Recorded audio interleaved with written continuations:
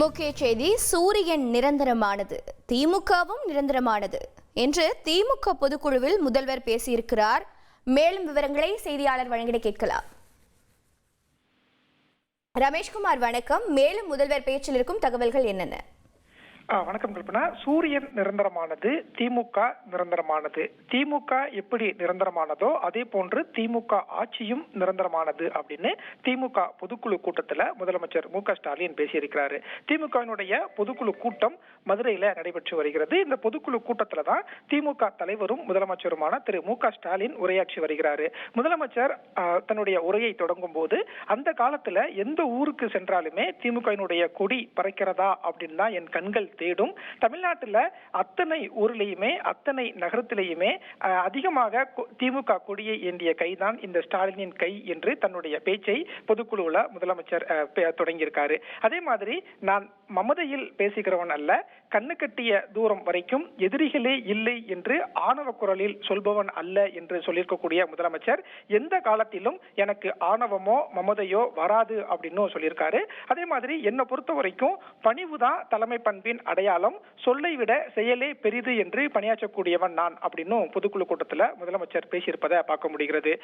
பொதுக்குழு கூட்டத்தில் அடுத்தபடியாக முதலமைச்சர் பேசும்போது திமுக ஆட்சிக்கு எதிரான அலையை விட திமுக ஆட்சிக்கு ஆதரவான அலைதான் தமிழகத்தில் அதிகமாக வீசுகிறது என்று பேசியிருக்கிறார்.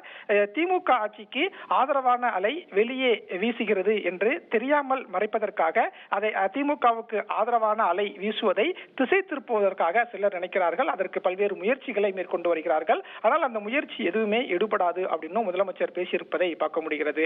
அதிமுக பாஜக கூட்டணி சம்பந்தமாகவும் சில கருத்துக்களை முன் வச்சிருக்காரு. அதாவது கடந்த அதிமுக பாஜக கூட்டணி ஆட்சியால் அதுல பாதாளத்துக்கு சென்ற தமிழ்நாட்டை திமுக ஆட்சிக்கு வந்ததும் மீட்டிருக்கிறோம் அப்படின்னு முதலமைச்சர் சொல்லியிருக்காரு.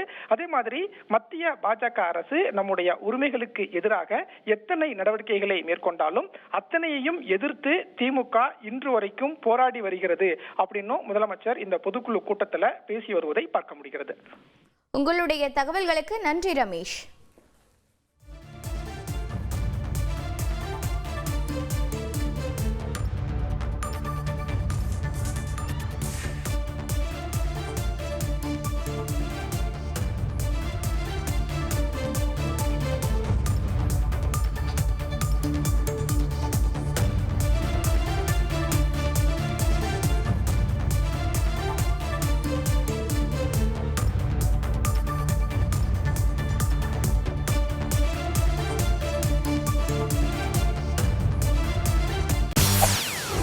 செய்திகளை உடனுக்குடன் தெரிந்து கொள்ள உடனே சப்ஸ்கிரைப் பண்ணுங்க.